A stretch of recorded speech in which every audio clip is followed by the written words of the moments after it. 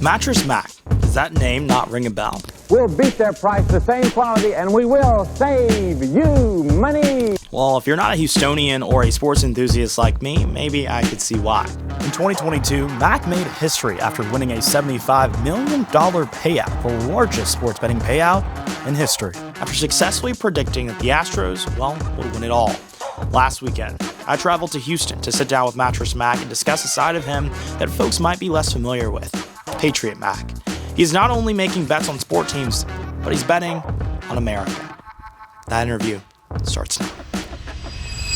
What's up, guys? CJ Pearson here with PragerU, and I'm with the man, the myth, the legend, Mattress Mack. Yes, CJ, good to have you here. Good to see you. What is that, a Roll Tide shirt? That's a Roll Tide shirt. I thought it was tied to church. I don't know if we can forgive you for that.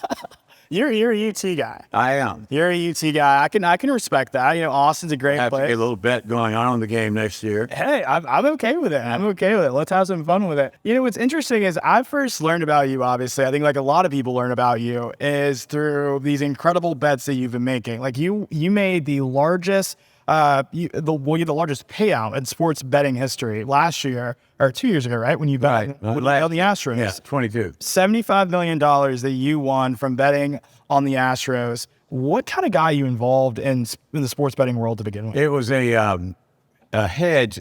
We do promotions like if the customer buys a mattress, 3,000 plus CJ, and the Astros win or whatever team is involved, if they win, you get your money back. So out of that $75 million, we gave back $75 million to customers. We made a lot of people really happy. Yeah. Made a lot of customers for life. So that's what it's all about. We're in the business of delighting customers, and people like sports, very topical, very relevant, especially local sports teams. So that's what we did. Yeah. And I think a lot of people, know you obviously for the sports betting, but one thing I've learned from spending some time here at Gallery Furniture is that you're not just betting on sports teams, but you're betting on America. You're betting on the future generations of folks here in Houston.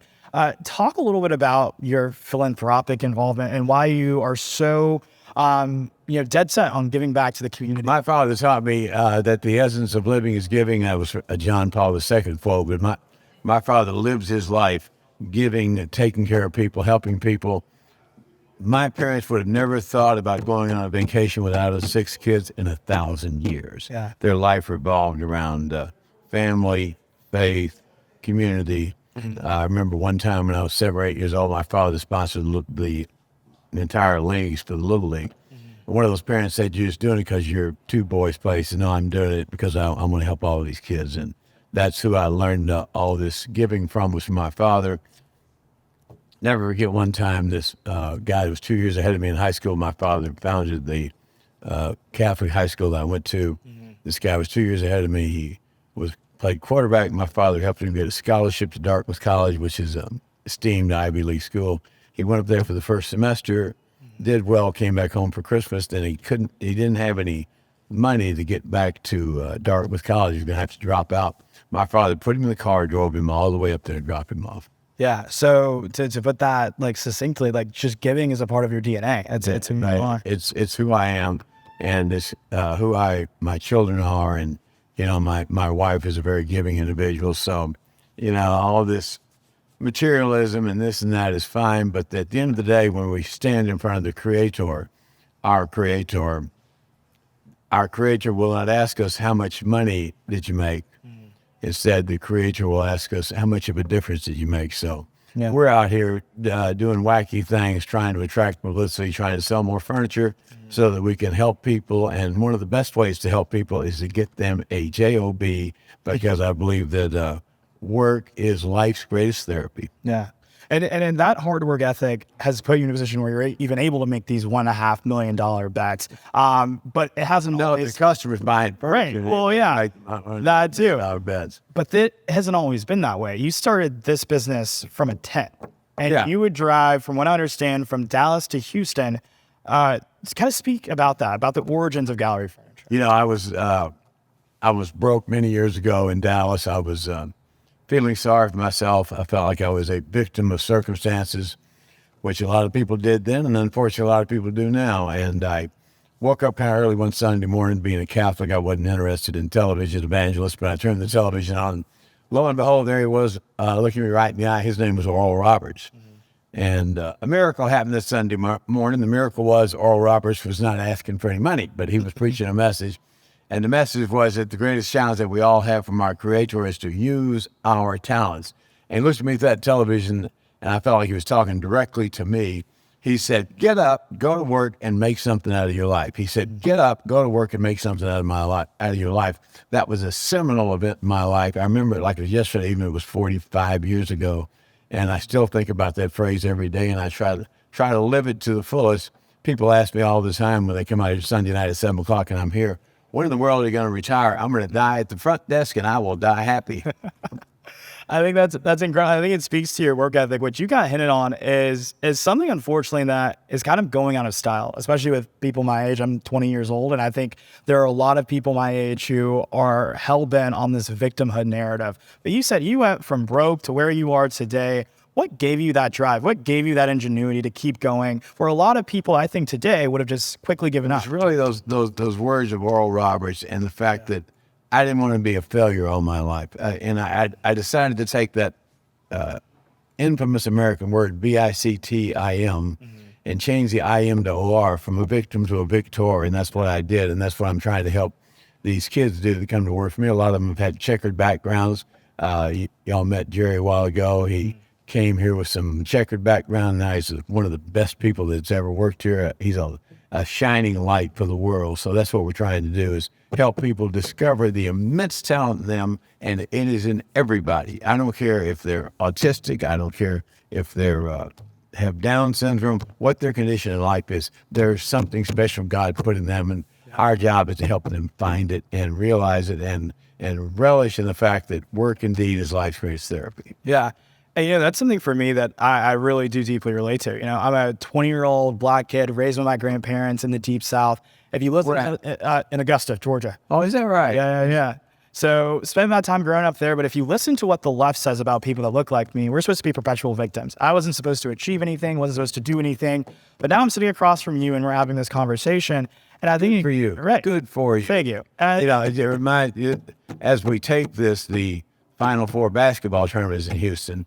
The team, Florida Atlantic, is playing tomorrow. They're playing San Diego State. Yes. Florida Atlantic, when the tournament started, the odds of them winning were 200 to 1. Yeah. 200 to 1. Their gym has seats 3,000 people. They had no chance. But you know what?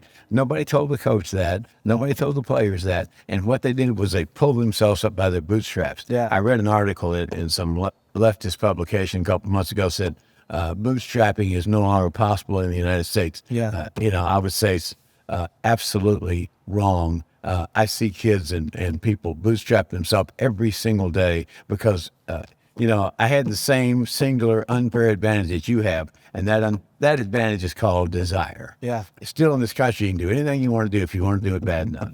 And you said that no one told Florida Atlantic University that, but no one told Mattress Mack that when he was selling furniture in a tent. And now he's selling it in a community that is huge. You have a preschool here, you have a trade school here, you have how many square feet is this building? About 100,000 square feet. My wife and I started here in 1981. We had $3,600.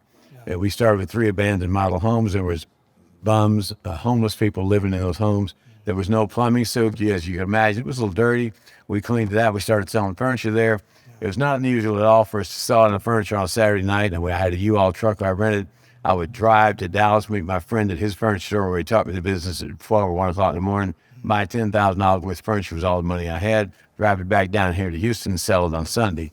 People say, how'd you do that? Well, you don't pay the price, you enjoy the price. You do what you have to do and you enjoy the price. Yeah. And you're willing to put in the work to learn, where I feel like a lot of people just expect things to be handed to them. And you were just if I don't have the opportunity, I need to create it for myself. Every day in life is a battle and a blessing. And the only easy day was yesterday. And realize in life, and I'm sure that you do, CJ, is you're going to get knocked down a whole lot more times than you're going to have somebody lift you up. And they knock you down and get up, put your big girl, big boy britches on, and dust yourself off and get back in the game. Yeah, that's actually one of the things that I think. That's why I lose those $10 million bets. How long it take? Okay, so how long does it take me to get over it? I'm over it. I have a memory like a cat. Next. I love it. I live in the glorious present. That's it. And that's one of the things I honestly respect more and more about you, the more I learn about you, is that I think resilience defines you. Like the fact of the matter that you can lose these bets, and like you said, forget it the next day and go place another one is incredible. I strive to work hard enough where I can lose $1.5 million and go place another bet. But also too, if you look outside of this building here, there was a time in which your warehouse literally burnt down, and you didn't let that stop you. You didn't. Yeah, I was at the front desk, and one of the guys called, said, "We got a fire back here." I said, "Well, put it out." And I thought it was a dumpster fire or something. You don't understand, it's a big fire. So within 20 minutes, our $10 million worth of furniture in that warehouse was incinerated. It was 3,000 degrees in there, and all this area got smoke and water damaged. And it happened about 6 o'clock at night, and they played the video of the building burning at the Major League Baseball park. They stopped the game for a while and showed the video of the building burning. Wow. And people, all the employees that were off that day drove in. They all thought that my wife and I were going to close the business and take the insurance money and run. That never entered my mind. The building burned down at by 11 o'clock. By 12 o'clock, we were on the phone to our vendors across the country, calling them, telling them they had to bring furniture to us the next day. Wow. I got home at 4 o'clock that morning, got up at 6 o'clock that morning. We had a second store we'd opened a couple months before it that was in the central part of Houston. And even though the building burned down that night, we were basically out of business. We opened that building the next morning at 7 o'clock, started selling furniture. Customers started coming in, buying just to support us. We had no inventory, but that Friday, we still ended up shipping out. We got somebody got us a warehouse by 3 o'clock in the afternoon. The trucks got here. We put them in there. We sold the furniture, and we delivered that day. We delivered $250,000 worth of furniture, even though the business was basically out of business the night before. And I delivered a commencement speech to a Christian high school that night. They called me, said, "You're going to cancel, aren't you?" I said, "Canceling part of my vocabulary. I'll be there." Love that. Tough times never last. Tough people do. Incredible. That's it. That's another Mackism, right? It is. I love it. I got a lot of them. I love it. And what's interesting about that story is that Houston, Texas showed up for you. And I'd reckon and say that it was because Mattress Mack has always shown up for Houston. From Hurricane Katrina to Harvey and all of these things, you've allowed your philanthropic spirit to guide you. Your heart for charity. During Hurricane Harvey, we had 200 or 300 people living here, Speak to that. They were sleeping on the mattresses, watching TV on the sofas, eating on the dining room tables. And all these people just freaked out. They say, "How could you let these people in there and not have any insurance? And they might tear up your furniture." And a lot of them are, older and have incontinence. Yeah. And I said, "What am I going to do? Let my people drown? What's wrong with these people? Yeah. What's wrong with these people?" And they said, "Well, what'd you do with the furniture after they left?" "We had a sale." "What do you think we did?" I love it. I love it. And that was a time where there were people closing their doors in Houston to those people. Not me.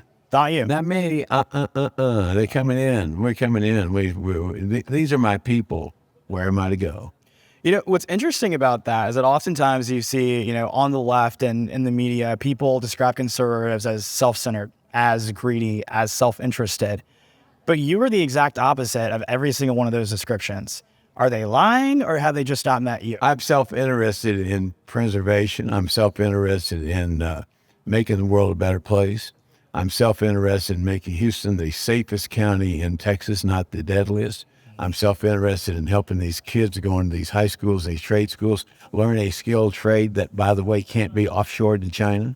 There was a Chinese furniture guy in here today, and I said some unkind things to him because, you're an America First guy. We're going to take care of our own, Exactly and, that. They're sending that fentanyl over here and killing people every day. I ain't happy. Yeah.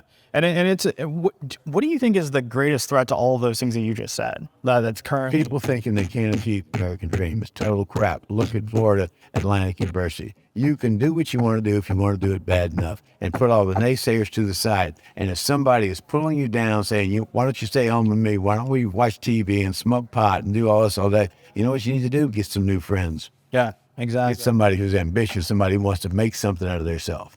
Like my father always told me, get up, go to work, and make something out of your life. Which you're still doing today. I'm trying. I'm 72 years old, and I like what I do, and I like mentoring these kids, and I like these kids that come in here. And the other thing we lost in this country is a sense of community. Yeah. Did you know in 1900 the average size of a U.S. household was 10.5 people? Wow. 10.5 people. It's unimaginable. Today, the average size of a U.S. household is less than 2, and 1's the loneliest number. Why do you think that's happening?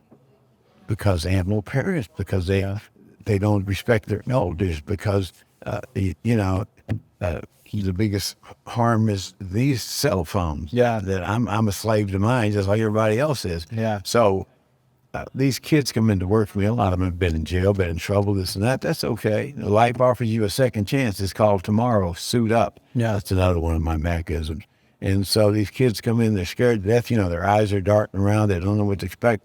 So we feed these people morning, noon, afternoon, and another meal at night.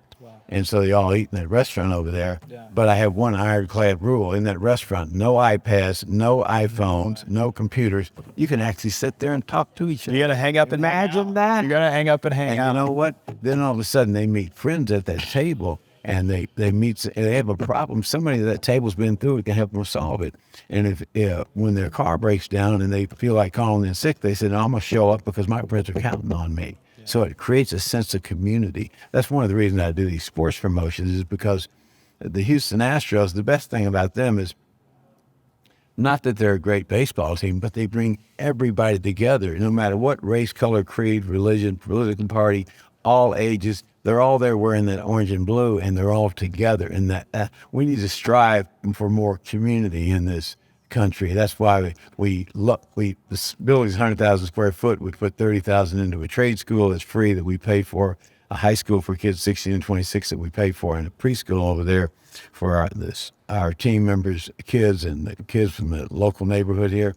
We pay for all that. So we took the square footage from 100 to 70,000. People said I was crazy. You know what? The sales doubled. Right. Don't tell me it's impossible until after I've already done it. Yeah. You hit on something I think that I think was important. You said that the reason you love the Astros so much is the way in which it brings Houston together. A lot of people talked about sports in that way, for a long time. Whenever I see someone out and about in Alabama polo, you may not like it. You may not like it. But it's tribal. But yeah, you feel something. And I'm sure you feel the same when someone has an Astros, right? Yeah. And I think that's the thing that sports used to be, but what we see now is kind of it becoming a little bit more woke and becoming more divisive. As someone who's been a longtime sports fan, what do you think about that? I think they should play the game and leave the politics out of it. That's what I think. Play the game, leave the politics out of it. People come out there to be entertained. They'll come out there to talk about politics and wokeness and this and that. Let's enjoy the beauty of the game, and let's enjoy, no matter what our political views are or whatever, let's enjoy our time together without all this divisiveness. Yeah, exactly. It's like, I think when a baseball game used to be about just watching baseball, going to a football game was just about watching football. And now you have, folks kneeling during the national anthem and all of these things, which is just absurd. And I think it's just a bunch of empty slogans on the back of the helmet. What's that going to do? Yeah. If you want to, I don't get equality for all. Well, if equality for all, why does LeBron James make $60 million and this guy over here makes $10 an hour? Right. Yeah. These people, they love to virtue signal, but they never put their money where their mouth is. Well, we've all got our issues, we've all got our faults, but at the end of the day, let's build things up. Let's not tear things down. Let's build things up. Exactly. And one thing that you're working on building up is America's next generation of young people. Yeah. Investing in things like a trade school, investing in things like this preschool here, because you believe, I think, in the fostering of a young talent, right? Where does that come from? I believe in the power of people. One of the people I know the best in this world is a woman named Temple Grandin. Mm-hmm. Go watch her YouTube life story. Mm-hmm. Severe, off-the-chart autism. Mm-hmm. But her mother and her father were both teachers, and they wouldn't give up on her. Mm-hmm. And so when she got to be, her mother would have dinner parties at their house. She made little Temple dress up and come out there, even though she hated doing that, to get her to learn how to socialize a little bit. So little Temple grew up, and her mother sent her away to boarding school when she was in junior high school. They put her in charge of mucking the horse stalls. Not a real glamorous job. Yeah. But she found out that she loved animals. Anyway, fast forward to 65 years, Temple has a PhD in animal husbandry from Colorado State University. She's done more for animal welfare than anybody in human history, which dates back 800,000 years. She's the world's expert on autism, and she's still fully autistic, but her work became her life, and she doesn't have, relationships with a lot of people because she's fully autistic, but she has one of the fullest lives you'll ever see, and she's done hundreds of things for the human race. So everybody has that in them. Yeah. Well, one of the great things I see out here, I don't like it, but I see it and I admire the heck out of it. These parents coming down here with their Down syndrome children, they might be 5 years old, they might be 7, they might be 40. But you know what? Those parents didn't abandon that child. They didn't throw that child away. They love on that child and they take care of that child 24/7. And that is just, to me, that's a sainthood. Yeah. Sainthood. And it goes back to that sense the water gets hot, you don't jump out, you jump in. Exactly. And it goes back to that sense of community that you were talking about. That's right. I got a guy that works here named Charlie. He grew up in East Texas. They didn't have any indoor plumbing the first 18 years of his life. Mother and father, they had same mother and father, had 17 children. You think he knew how to share when he grew up? You think he knew how not to cry when things didn't go his way? You think he knew how to work? He knew all those things. They slept four kids in a full bed, 2 this way, 2 that way. Yeah, community. Exactly. And what's interesting is that a new study that recently came out from the Wall Street Journal actually showed that patriotism, things like family, things like faith, are actually becoming less important to the American people today, dropping by almost 30 points across all of those categories. Right. Look at that. Look at the crime rates skyrocketing. They're all related. You ever read a book named Agency by Ian Rowe? No, I've not. He's a guy that immigrated from the Caribbean to New York City. He runs charter schools up there. And we have a book reading club here, and we read his book. It's great.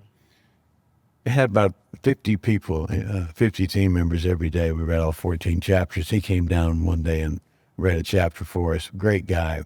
But the 5 tenets in his book are to have a successful life that can achieve the American dream. This is the 90% chance to get you there. He says, number 1, you got to get a high school to college education. Not necessarily college, but high school to college education. Yeah. Number 2, you got to go to church once a week.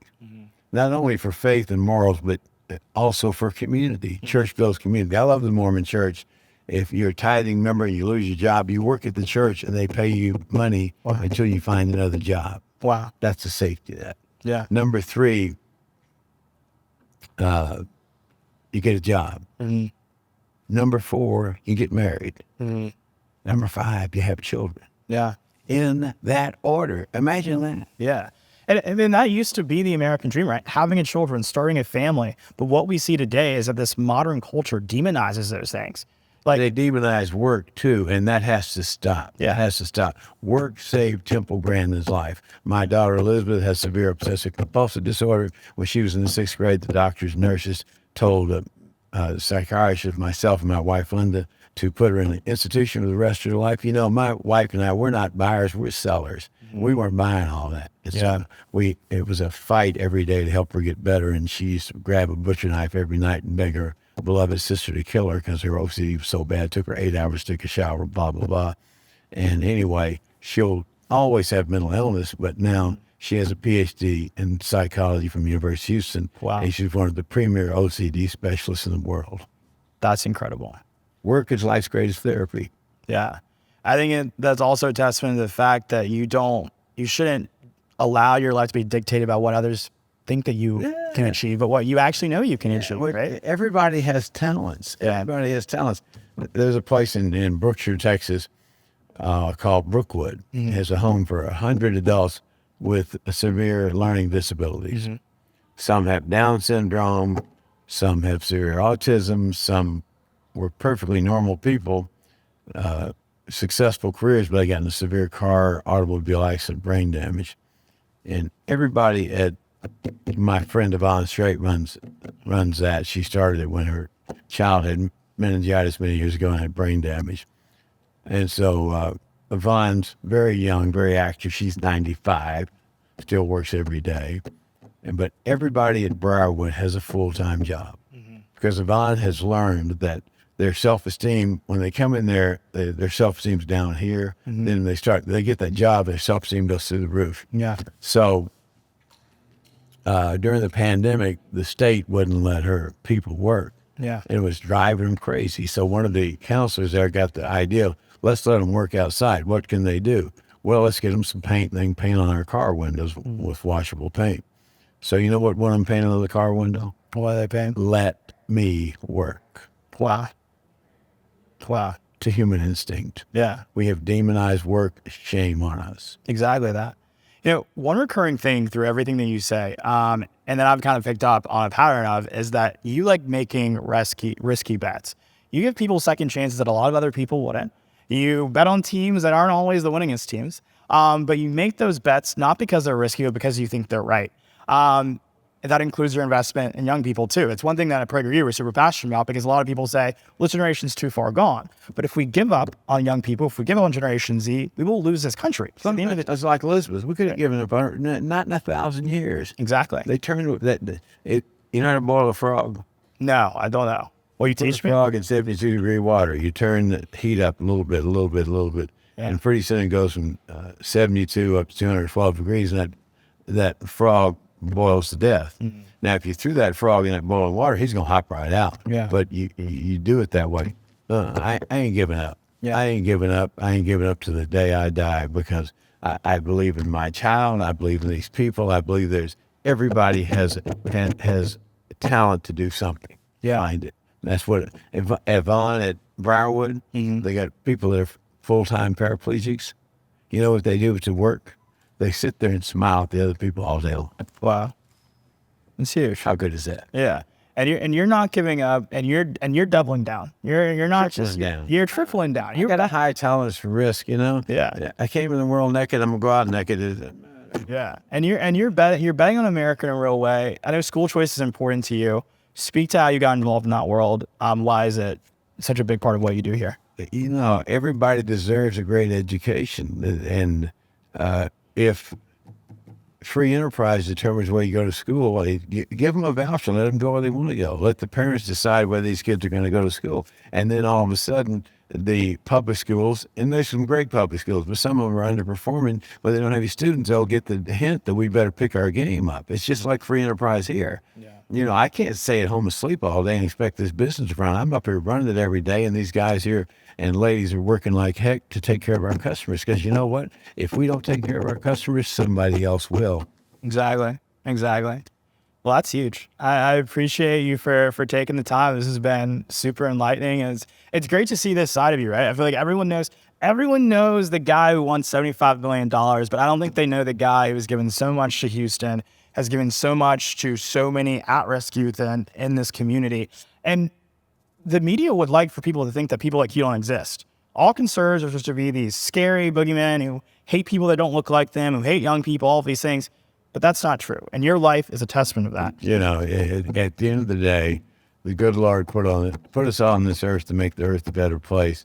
And when we check out, is it better than when I got here? And my generation, the 60s hippies, the Lyndon Johnson, Great Society and all that has been an abysmal failure. So before I go out, we're going to change it. One of the things I'm really focused on doing is making Harris County safe for everybody. I believe whether it's the darkest ghetto or the ritziest neighborhood, mom ought to be able to walk that 2-year-old child in a stroller down the sidewalk at 8 o'clock at night and not fear her for her life. Yeah. You know, that's the thing I talk about often is that, you know, the left loves to say that Black Lives Matter and all of these things, but they talk about defunding the police. Look at what that's doing in Chicago. Look at what that's doing in Houston. Probably. Okay, we defund the police, but we got 6 bodyguards.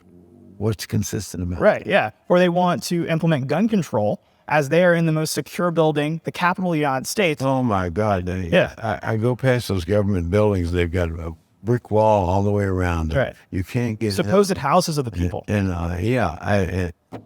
don't get me started. I want us to get this country back to the Judeo-Christian work ethic. And, you know, I get these people over here all the time from Saudi Arabia or Singapore, one of these places. I ask them, how's the crime over there? There is none. Yeah. There is none. And something to be said for that. Yeah. Number one role of government is public safety. Yeah. And do you think young people are a vehicle to recapturing the American spirit? Absolutely. The young people, the people badmouth young people, and they say they won't work. I haven't found that. These kids, they work their ass off. Yeah. And they surprise me every day how innovative and ingenious they are. And so it's just a pleasure to work with them. And they keep somebody like me young trying to keep up with them. Yeah. And, you made a lot of risky bets. Some would say the riskiest bet that you're making is on America and its future. What gives you hope in this battle that we're in? The people, the people that aren't afraid, the people that stand up. There's I'm Catholic, but there's a Baptist preacher here in Houston named Ed Young. Mm-hmm. He's in his 80s. He's tremendous. He did a group of sermons that people objected to. And he said, bring it on. Yeah. Bring it on, because he's preaching God, duty, honor, country, family. What's wrong with that? Exactly that. To close out on this, I know that you love your Mackisms. I'm a 20-year-old guy. I know there are a lot of followers that are my age that follow you, that love you. What's the one Mackism that you think could lead to them living a virtuous life, living a life of purpose? If you had to boil it down, Purpose and meaning in life come from work. So here's my suggestion. I don't care if you have to try 20 jobs and you fail at all 20 of them. Keep going till you find one you like. And then pour your life into that life's work. Find a job you love to do, and you'll never have to work a day in your life. I love it. Well, God bless you. I appreciate it. Thank you. Good to see you. You're a great interviewer. Thank you. Thank you so much for watching Wrap Up. If you like this video, help us keep it free by going to PragerU.com and making a tax-deductible contribution today. I'll see you there.